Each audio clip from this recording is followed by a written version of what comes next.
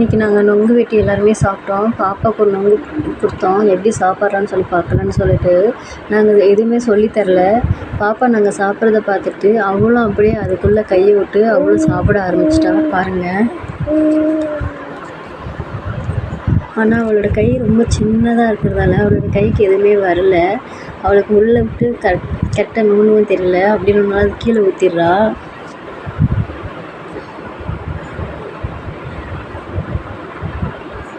குழந்தைங்க எவ்வளோ அழகாக சாப்பிட்றாங்க பாருங்கள். ஒவ்வொன்றும் ரசிக்கிற மாதிரி இருக்குது.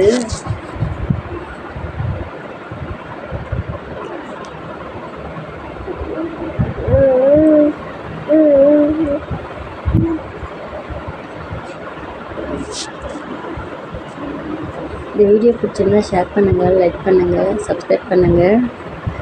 நீங்களும் நொங்கு கிடைச்சா சாப்பிடுங்க. வெயிலுக்கு நொங்கு ரொம்ப நல்லது. இந்த நொங்கு வந்து நம்ம மரத்தில் விளைஞ்சது தான். ஓகே, பாய்.